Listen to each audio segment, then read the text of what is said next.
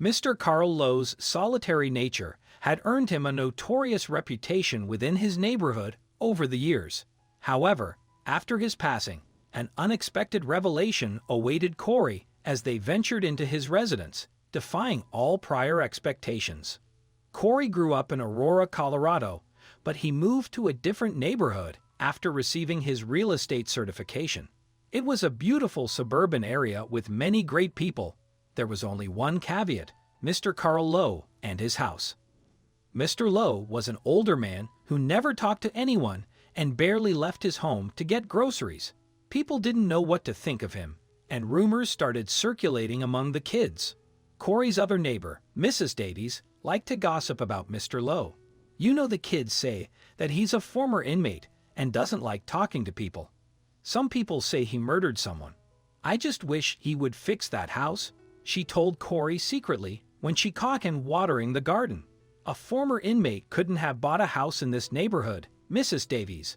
Even if the house is in such bad shape, the land is still valuable, Corey argued, focused on his plants. Oh, darling, that man has been here longer than my family.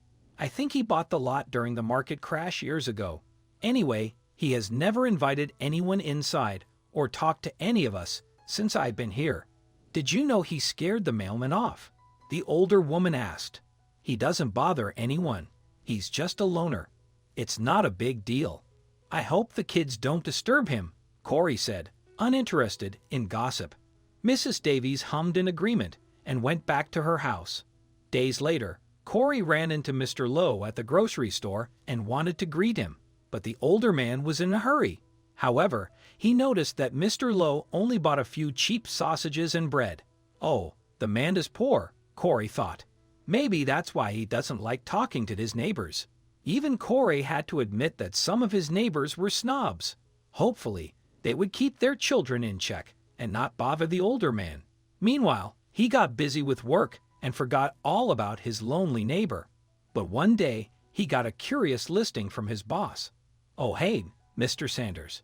This house is in my neighborhood, he told him and frowned after seeing the number. It was Mr. Lowe's house. Yeah, Corey. Some old man died, and the property was listed for sale. Mr. Sanders responded. His children are selling it? Corey wondered. No, a private firm is handling the sale.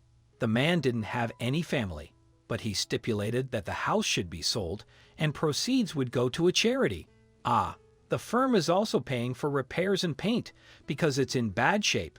Anyway, get to work, Mr. Sanders urged. Corey went to inspect the house and get it ready for a showing. They hoped to sell the property with some of his furniture and belongings too. For the first time, he stepped foot into Mr. Lowe's home. He was in deep thought as he looked around. Everything a person owns remains right here when they die, he mused. He felt a little weird being inside his neighbor's house, but that was his job. During his assessment, Corey discovered a chest in the bedroom. He got curious and opened it. It contained a bunch of envelopes from the Aurora Ronald McDonald House, a well-known orphanage nearby.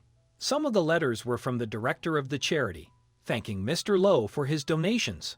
Other envelopes had children's letters and drawings, also thanking the older man for his kindness. Then Corey decided to call the number on the envelope to talk to the director. Through that phone call, Corey learned that Mr. Lowe's wife and kids went missing years ago, and since then, he has been helping the orphanage. Yeah, Mr. Lowe is one of the kindest people I've ever met.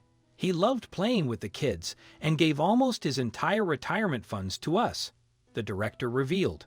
Corey couldn't believe it. His entire neighborhood thought that the man was a murderer when he was the best person in the world. I'm going to change everyone's mind about him, he concluded. Corey finished getting the house ready and took a few of the letters with him. He showed them to Mrs. Davies, who would probably tell everyone later. She was in tears after reading one letter about a boy who got adopted thanks to Mr. Lowe. I can't believe it. We thought so horribly of him, and he was a saint, the older woman cried. Following Corey's well-executed plan, Mrs. Davies shared the truth with the suburban community, leading to a collective effort in organizing new donations for the Aurora Ronald McDonald House in honor of Mr. Lowe. To atone for their past gossip, The community also adorned his grave with an abundance of flowers. Overwhelmed by guilt, Corey found solace in uncovering this newfound information as it finally cleared Mr. Lowe's name. However, a sense of remorse washed over Corey for having lent an ear to the baseless rumors. By the end of the month, Corey successfully sold the house to a young couple accompanied by their baby. When inquired about the previous owner, Corey responded, "He was truly an exceptional individual and cherished by this community. May you find as much love for this house as he did." Though not entirely candid, Corey's words gradually transformed into truth as the entire community refrained from uttering a single disparaging remark about Mr. Lowe ever again.